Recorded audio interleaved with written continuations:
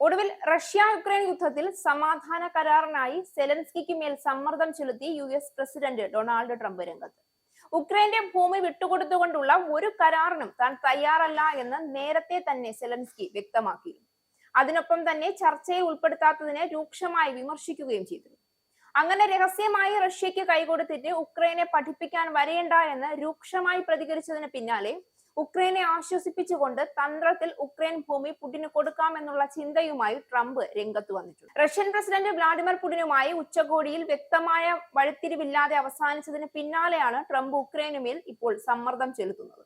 നേരത്തെ പുലർത്തിയിരുന്ന അടിയന്തര വെടിനിർത്തലിനു പകരം സമഗ്ര കരാറിനാണ് ഇപ്പോൾ ട്രംപ് ശ്രമം തുടങ്ങിയത്. അലാസ്കയിലെ ഉന്നതതല യോഗത്തിന് മുൻപ് വച്ചുപുലർത്തിയ നിലപാടുകളിൽ നിന്ന് വ്യക്തമായ വ്യതിയാനമാണ് ട്രംപ് വരുത്തിയിരിക്കുന്നത്. നേരത്തെ കൂടിക്കാഴ്ചയ്ക്ക് മുൻപ് അടിയന്തര വെടിനിർത്തൽ കരാർ വന്നില്ല എങ്കിൽ റഷ്യക്ക് ഗുരുതര പ്രത്യാഘാതം നേരിടേണ്ടി വരുമെന്ന മുന്നറിയിപ്പ് നൽകിയ ട്രംപ് കൂടിക്കാഴ്ചയ്ക്ക് ശേഷം നിലപാട് മാറ്റുകയാണ്. വെടിനിർത്തലിന് സമ്മർദ്ദം ചെലുത്തുന്നതിൽ നിന്നുള്ള ട്രംപിന്റെ ഈ മാറ്റം പുടിന് ഗുണം ചെയ്യുന്നതായാണ് റിപ്പോർട്ടുകൾ. അന്തിമ സമാധാന കരാറിനെ കുറിച്ചുള്ള ചർച്ചകൾക്ക് അദ്ദേഹം നിരന്തരം ആഹ്വാനം ചെയ്തിരുന്നു. റഷ്യയുടെ യുദ്ധക്കളത്തിലെ നേട്ടങ്ങൾ ഏകീകരിക്കുന്നതിനുള്ള ഒരു മാർഗമെന്ന് ചൂണ്ടിക്കാട്ടി ഉക്രൈനും യൂറോപ്യൻ സഖ്യകക്ഷികളും നിരന്തരം വിമർശിക്കുന്ന കാര്യമാണിത്. റഷ്യയും യുക്രൈനും തമ്മിലുള്ള ഭീകരമായ യുദ്ധം അവസാനിപ്പിക്കാനുള്ള ഏറ്റവും നല്ല മാർഗം യുദ്ധം അവസാനിപ്പിക്കുന്ന ഒരു സമാധാന കരാറിലേക്ക് നേരിട്ട് പോകുക എന്നതാണെന്ന് എല്ലാവരും തീരുമാനിച്ചു. വാഷിംഗ്ടണിലേക്കുള്ള മടക്കയാത്രയിൽ സെലൻസ്കിയുമായും യൂറോപ്യൻ നേതാക്കളുമായും സംസാരിച്ച ട്രംപ് പിന്നീട് ഇങ്ങനെയാണ് വ്യക്തമാക്കിയത്. വെടിനിർത്തൽ കരാറുകൾ അധികകാലം നിലനിൽക്കില്ല എന്ന് ട്രംപ് ഇതിന് കാരണമായി പറയുന്നു. മറ്റ് 2 പ്രദേശങ്ങളിൽ സൈനിക നീക്കം മരവിപ്പിക്കുന്നതിന് പകരമായി റഷ്യയുടെ കൈവശമുള്ള 2 യുക്രൈനിയൻ പ്രദേശങ്ങളുടെ പൂർണ്ണ നിയന്ത്രണം റഷ്യ ഏറ്റെടുക്കുമെന്ന പുടിന്റെ നിർദ്ദേശത്തിന് ട്രംപ് പിന്തുണ നൽകിയതായാണ് പുറത്തുവരുന്ന വിവരം. ഭൂമി കൈമാറുന്നതിന് പകരമായി റഷ്യൻ സൈന്യം തെക്കൻ കരിങ്കടൽ തുറമുഖ പ്രദേശങ്ങളായ കെർസൺ, സ്പോരിജിയ എന്നിവിടങ്ങളിൽ ആക്രമണം നിർത്തും. അവിടെ പ്രധാന നഗരങ്ങൾ യുക്രൈനിയൻ നിയന്ത്രണത്തിലാണ്.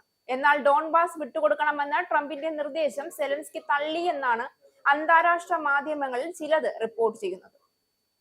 അതിനിടെ യുക്രൈന് സുരക്ഷാ വാഗ്ദാനം നൽകാൻ അമേരിക്ക തയ്യാറാണ് എന്ന് ട്രംപ് പ്രഖ്യാപിച്ചിരുന്നു.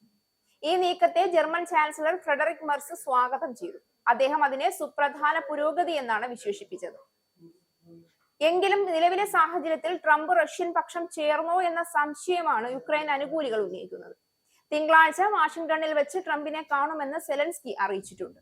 അതേസമയം യൂറോപ്യൻ സഖ്യകക്ഷികൾ ട്രംപിന്റെ സമാധാന ശ്രമങ്ങളെ സ്വാഗതം ചെയ്തെങ്കിലും ഉക്രൈനെ നിരുപാധികം പിന്തുണയ്ക്കുമെന്നും റഷ്യക്കെതിരായ ഉപരോധങ്ങൾ കർശനമാക്കുമെന്നും വ്യക്തമാക്കിയിട്ടുണ്ട്. ഫെബ്രുവരിയിൽ സെലൻസ്കിയുടെ അവസാന ഓവൽ ഓഫീസ് മീറ്റിംഗ് വലിയ വിവാദത്തിലായിരുന്നു കലാശിച്ചത്.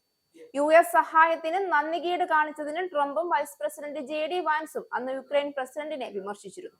ട്രംപും സെലൻസ്കിയും തമ്മിലുള്ള പരസ്യമായ വാക്പോർ ഏറെ ചർച്ചയാവുകയും ചെയ്തിരുന്നു.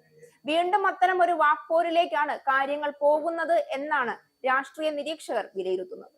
ഇസ്രായേലിന്റെ 5 സൈനിക താവളങ്ങളിൽ കനത്ത നാശനഷ്ടം. മോദി വെളിപ്പെടുത്തുന്ന ഇന്ത്യയുടെ വികസനത്തിന്റെ മയക്കുമരുന്ന് വിൽപ്പനയ്ക്കെതിരെ ശക്തമായ നടപടിയെടുത്ത് ഷാർജ പോലീസ്. അമേരിക്കയിലെ സാധാരണ മനുഷ്യരോട് കൂടിയാണ് കോൺഗ്രസിനുള്ളിൽ പങ്കുവയ്ക്കാൻ ഓപ്പറേഷൻ സിന്ദൂറിൽ ഉപയോഗിച്ച